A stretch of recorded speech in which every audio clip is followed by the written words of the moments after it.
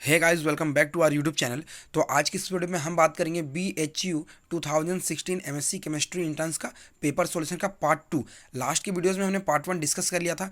तो जल्दी से अगर आप चैनल पर नए हैं तो चैनल को प्लीज़ सब्सक्राइब कर ले एंड बेल आइकन को प्रेस कर ले, बिकॉज मैं आप सभी के लिए इसी तरीके की वीडियोज़ लेकर के आते रहता हूँ। तो बिना देर के चलिए आज की वीडियो को हम शुरू करते हैं। तो सबसे पहले हम यहाँ पे अगर क्वेश्चन देखेंगे तो which of the following statement is wrong about citral. कौन सा रॉन्ग स्टेटमेंट है यहाँ पे साइटल का। तो देखिए यहाँ पे मैंने स्ट्रक्चर बनाया है, ये स्ट्रक्चर आपका साइट्रल का।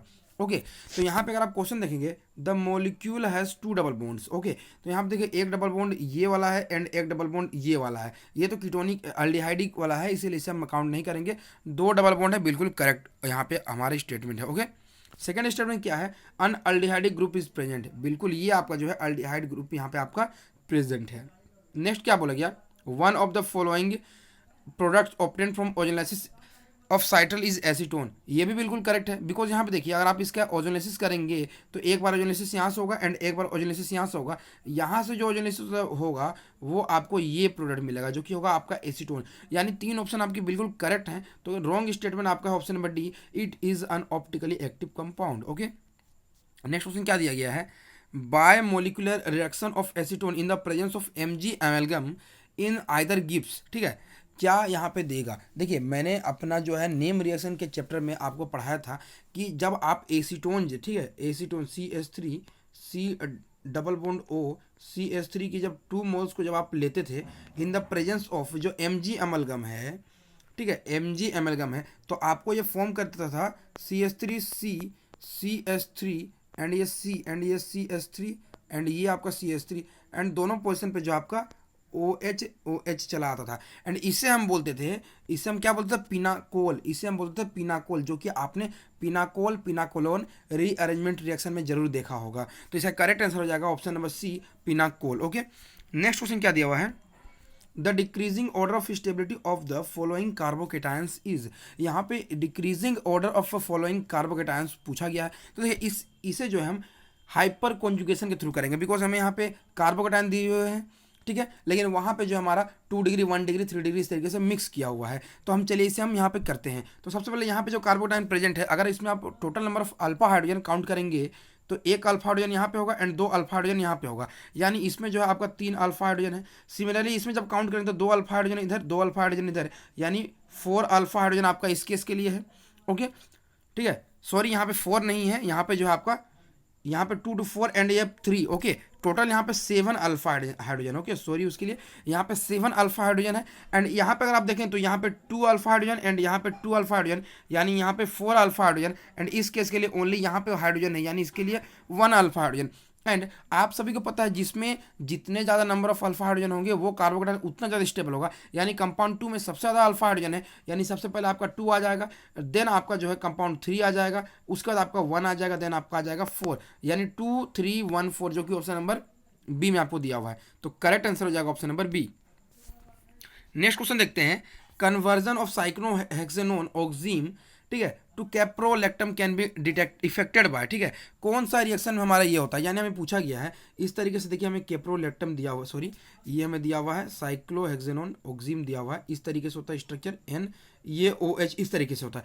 जब इसे आप कन्वर्ट कर देते हैं इस तरीके से, ठीक है, इस तरीके से ये NH हो गया एंड ये यहाँ पे इस तरीके से हो गया एंड आपका जो है यहाँ पे ये कन्वर्जन हो जाता है। एंड ये जो कन्वर्जन होता है कैप्रोलेक्टम में, ये थ्रू होता है बेकमैन रीअरेंजमेंट रिएक्शन के थ्रू होता है। यहाँ पे अगर आप देखेंगे तो इस तरीके से जो लोन पेयर इफेक्टोन यहाँ पे अटैक करता है एंड ये OH ग्रुप जो है लीव कर जाता है इन the presence of acid. And इस तरीके से जो है यहाँ पे एक एसिड रीअरेंजमेंट रिएक्शन होती है, उसे ही बोलते हैं बेकमैन रीअरेंजमेंट रिएक्शन। ठीक है, तो इसका करेक्ट आंसर हो जाएगा option number A, correct answer हो जाएगा। नेक्स्ट क्वेश्चन क्या दिया हुआ है, when heated N butyl lithium with 100 degree Celsius pyridine. ठीक है, पिरीडिन के साथ में हीट किया जा रहा है एन ब्यूटाइल लिथियम को। तो यहाँ पे देखिए आपको इस तरीके से पिरीडिन दिया हुआ है। मैंने अपने हेटेरोसाइक्लिक के लेक्चर में आपको ये बहुत अच्छी तरीके से बताया था कि जब आप पिरीडिन को एन ब्यूटाइल लिथियम यानी NBuLi से जब आप ट्रीट करेंगे तो सिंपली यहाँ पे ब्यूटाइल पे जो है नेगेटिव चार्ज आएगा एंड सिंपली जो ये सेकेंड पोजिशन पे जाके अटैक हो जाएगा एंड यहाँ पे जो आपका यहाँ पे ये इस तरीके से जो है ब्यूटाइल ग्रुप यहाँ पे 2 पोजीशन पे आ जाएगा एंड सिंपली आपका ऑप्शन नंबर ए यहाँ पे फॉर्म हो जाएगा, इसीलिए करेक्ट आंसर हो जाएगा ऑप्शन नंबर ए।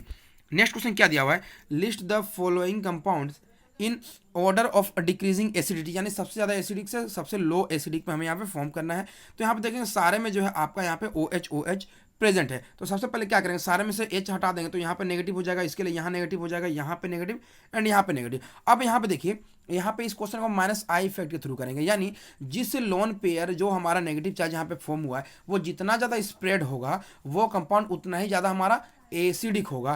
तो यहाँ पे अगर आप देखेंगे हमारे दो -I ग्रुप यहाँ पे प्रेजेंट है, एक आपका प्रेजेंट है फ्लोरीन एंड आपका एक क्लोरीन प्रेजेंट है। एंड आप सभी को पता है फ्लोरीन का जो है -I effect more than that of chlorine होता है, यानी जो भी दो फ्लोरीन वाले हैं उनका यहाँ पे -I इफेक्ट जो है आपका मोर होने वाला है। तो देखिए यहाँ पे देखिए इसमें जो है 1-2 पोजीशन पे आपका फ्लोरीन प्रेजेंट है एंड यहाँ पे नंबर 1 पे प्रेजेंट है। तो आप यहाँ पे कह सकते हैं जितना ज़्यादा क्लोज में प्रेजेंट होगा उतना ही ज़्यादा वो एसिडिक होगा, यानी कंपाउंड 3 की एसिडिटी सबसे ज़्यादा हो जाएगी इस केस के लिए। ओके, देन उसके बाद जो है सेकंड फ्लोरीन जिसमें प्रेजेंट है यानी कंपाउंड 1 आ जाएगा। ओके, देन उसके बाद अगर आप देखेंगे नॉर्मल इथेनॉल है एंड यहाँ पे आपका क्लोरीन प्रेजेंट है, तो क्लोरीन वाले का ऑफकोर्स आपका ज़्यादा एसिडिटी हो जाएगा, यानी कंपाउंड 4, देन आपका कंपाउंड 2 आ जाएगा, जो कि ऑप्शन नंबर C में आपको दिया हुआ है। उम्मीद आपको ये समझ आया होगा।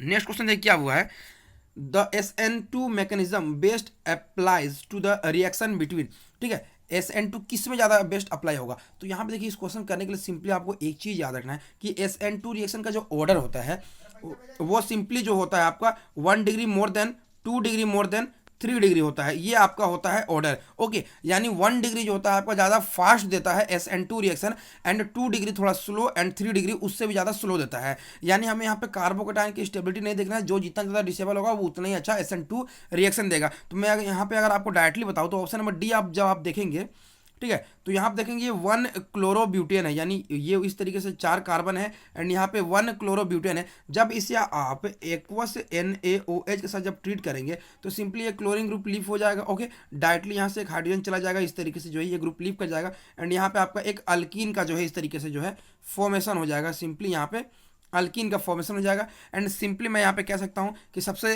ज़्यादा अनस्टेबल कार्बोकेटाइन जिसमें प्रेजेंट है वो आपका यहाँ पे ऑप्शन नंबर D हो जाएगा, इसीलिए इसका correct answer option number D हो जाएगा। नेक्स्ट क्वेश्चन क्या दिया हुआ है, नेक्स्ट क्वेश्चन दिया हुआ है the designation DL before the name of monosaccharide indicates. देखिए जो DL नोटेशन होता है ना, आपने अगर बेसिक यूनिट पढ़ी होगी तो वहाँ पे आपने देखा होगा ये C डबल बॉन्ड OH इस तरीके से, ठीक है, एंड ये C ये OH ये H एंड ये CH2 ये OH हो गया। ओके, ये मैंने ग्लिसरॉल्डिहाइड का स्ट्रक्चर बनाया है एंड यहाँ पे अगर आप देखेंगे कि जो फार्देस्ट जो होता है आपका कायरल कार्बन होता है ना, जो फार्देस्ट कायरल कार्बन होता है उसके पोजीशन पे अगर OH ग्रुप राइट में होता है तो उसे हम D कहते हैं, लेफ्ट में होता है OH ग्रुप तो उसे L कहते हैं। यानी हम क्या कह सकते हैं, द पोजीशन, ठीक है, सो यहाँ पे जो है the position of the OH group on the carbon, ठीक है, the position of the OH group on the carbon next to the primary alcohol group. यानी जो मैंने यहाँ पे स्ट्रक्चर बनाया CHO एंड यहाँ पे COH इस तरीके से है एंड यहाँ पे CH2OH ग्रुप जो प्रेजेंट है इसके बगल में जो कार्बन है एडजेसेंट पोजीशन पे, वही आपका ये डिसाइड करता है, यानी इसका करेक्ट आंसर हो जाएगा ऑप्शन नंबर C। एंड ये बहुत इजी क्वेश्चन था, इसे आप सभी को पता होगा। नेक्स्ट क्वेश्चन क्या दिया हुआ है, the stereochemical outcome of SN2 reaction on an optically active substrate will be. यहाँ पे जो क्वेश्चन पूछा गया मेनली हमें पूछा गया कि SN2 रिएक्शन आपका क्या होता है। आप सभी को पता है कि SN2 रिएक्शन जो होता है वो इन्वर्जन इन कॉन्फिगरेशन देता है, यानी ऑलवेज जो होता है आपका इन्वर्जन देता है, इसलिए यहाँ पे करेक्ट आंसर हो जाएगा ऑप्शन नंबर A, ठीक है। नेक्स्ट क्वेश्चन क्या दिया हुआ है, विच of the following species is formed when both atoms और groups are eliminated from the same carbon, ठीक है, इस तरीके से प्रेजेंट है। आप यहाँ पे एग्जांपल ले सकते हैं HCCl अब यहाँ पे आपको क्या किया गया कि यहाँ पे 2 क्लोरीन को आपने एक ही कार्बन से लीव करा दिया गया। तो आपने रीमा-टीमा रिएक्शन में ये जरूर देखा होगा। तो यहाँ पे आपका क्या फॉर्म होता था, यहाँ पे 2 क्लोरीन अगर हम ना लीव कराएं, मेनली वहाँ पे जो होता है एक क्लोरीन एक हाइड्रोजन लीव करता था इस तरीके से। तो यहाँ पे हम भी एक हाइड्रोजन एक क्लोरीन को यहाँ पे हम लीव करा देते हैं, तो आपका यहाँ पे जो है क्या फॉर्म हो जाएगा, C पे 2 इलेक्ट्रॉन इस तरीके से एंड Cl2 इस तरीके से फॉर्म हो जाता है। एंड ये आपका क्या होता है, ये आप सभी को पता है, ये कार्बिन होता है। क्या होता है, कार्बिन होता है। तो आंसर हो जाएगा, correct answer carbene. Okay, next question क्या दिया हुआ है, the following 2 equations are given. यहाँ पे देखिए एक दिया हुआ है Na से Na पॉजिटिव जा रहा है एंड Cl से Cl पे Cl नेगेटिव से Cl जा रहा है। तो आपको यहाँ पे देख के ये नहीं लग रहा है कि जो सेकेंड रिएक्शन वो थोड़ा सा उल्टा दिया हुआ है, यानी इस रिएक्शन को अगर हम इस तरीके से लिखिए, Cl जो है एक इलेक्ट्रॉन एक्सेप्ट कर रहा है एंड यहाँ पे ये गैसियस फॉर्म में, इसे आप याद रखेंगे, ठीक है, एंड ये आपका Cl माइनस गैसियस फॉर्म में फॉर्म हो रहा है। तो आप यहाँ पे देखेंगे जो पहला रिएक्शन है यहाँ पे इलेक्ट्रॉन निकल रहा है, यानी आप सभी को पता है उसे बोलते हैं आयोनाइजेशन। क्या बोलते हैं उसे? आयोनाइजेशन एनर्जी, यानी किसी भी एटम से अगर हम इलेक्ट्रॉन निकालते हैं तो उसे हम आयोनाइजेशन एनर्जी देके निकालते हैं। यानी अगर किसी एटम में जो है हम इलेक्ट्रॉन ऐड करना चाहें तो उसे हम किससे ऐड करते हैं? Electron affinity. यानी इस रिएक्शन में जब हम रिवर्सिबल रिएक्शन था, इसीलिए इस रिएक्शन को हमने क्या किया? रिवर्स कर दिया। जब रिवर्स हमने से किया तो आप यहाँ पे देख सकते हैं कि Cl से जो है Cl नेगेटिव फॉर्म हो रहा है, एंड ये जो होता है इसे बोलते हैं हम, इसे क्या बोलते हैं? इलेक्ट्रॉन एफिनिटी बोलते हैं। क्या बोलते हैं? Electron affinity. यानी इस जगह में डेल्टा H आपका हो जाएगा -348.9 किलोजूल पर मोल। यानी यहाँ पे अगर आप आंसर देखेंगे इसके लिए तो आंसर हो जाएगा the ionisation energy of sodium and electron affinity of chlorine minus ion. तो उम्मीद है आपको ये क्वेश्चन समझ आया होगा। नेक्स्ट क्वेश्चन क्या दिया हुआ है? द थर्ड आयोनाइजेशन एनर्जी और the first transition series show a sharp drop eight Fe3 positive 3d6 ion, the reason for the drop is due to। ये ऐसा क्यों होता है? ये इसीलिए होता है because increased electron repulsion energy cost due to pairing of d orbital electrons से, ठीक है, पेयरिंग ऑफ डी इलेक्ट्रॉन्स, इसी कारण ये होता है। नेक्स्ट क्वेश्चन क्या दिया हुआ है? नेक्स्ट क्वेश्चन दिया हुआ है in Li3 and nitrogen is present as A and B, then lithium ion, ठीक है, pick up the correct alternative form of the following alternatives here A and B respectively are। तो इसका correct answer हो जाएगा N3 minus comma N3 minus is greater. इस answer को आप यहाँ पे इसे याद रखेंगे। नेक्स्ट क्वेश्चन क्या दिया हुआ है? For a given ligand the order of metal producing increasing 10 DQ value of octahedral complexes is A, and for a given metal ion the order of ligands producing increasing 10 DQ of octahedral complexes is B। here A and B are, यहाँ पे देखिए both 10 DQ है, and यहाँ पे हम यहाँ पे कह सकते हैं कि both are A and B are constant, ठीक है, both A and B are here constant। Okay, next question क्या दिया हुआ है? C2BN and BeO and LiF molecules are isoelectronic, यानी सारे इलेक्ट्रॉन यहाँ पे जो स्पीसीज है सारा आइसोइलेक्ट्रॉनिक है, and there valence electron orbitals energies are quite different। the difference between orbitals energy of A and B AB type molecule increases from carbon to LiF। it implies that the degree of overlap of parent orbitals A and B ये हो जाएगा आपका decreases। क्या हो जाएगा आपका answer? decreases। Next question क्या दिया हुआ है? What is A in the following equation। यहाँ पे A क्या होगा? देखिए इस रिएक्शन में मेनली जो होता है आपका फॉर्मेशन होता है अमोनिया का। क्या होता है? अमोनिया का यहाँ पे फॉर्मेशन होता है, ठीक है।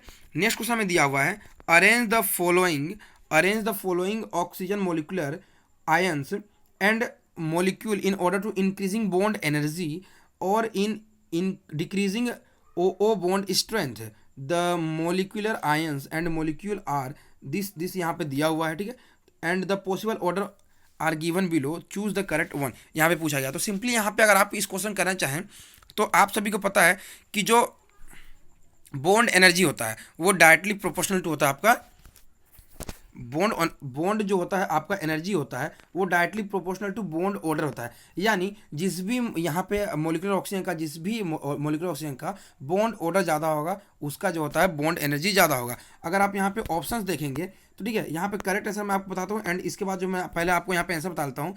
बिकॉज देखिए मैंने आपको बॉन्ड ऑर्डर निकालने की ट्रिक बताई थी। मैंने कहा था जो 14 इलेक्ट्रॉन होता है उसका बॉन्ड ऑर्डर होता है 3, ओके, एंड जो 15 होता है उसका होता है बॉन्ड ऑर्डर होता है आपका 2.5, एंड 16 वाले का जो होता है 2 होता है, ओके।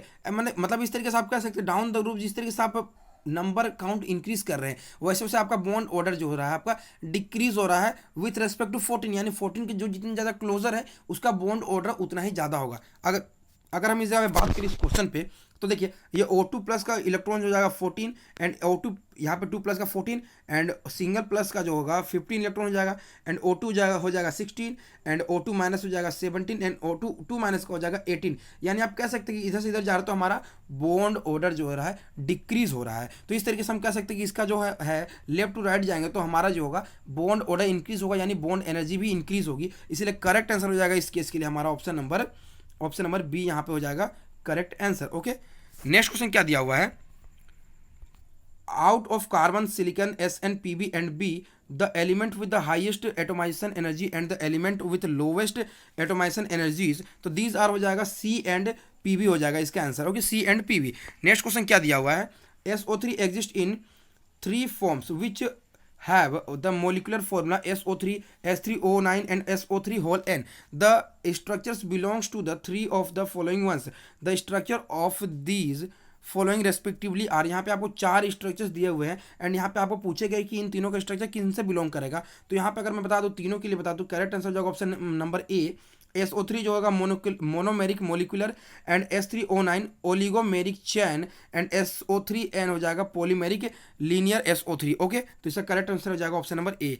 एंड आज का हमारा लास्ट क्वेश्चन है, what product one forms by absorbing nitrous acid fumes in Na2CO3 aqueous।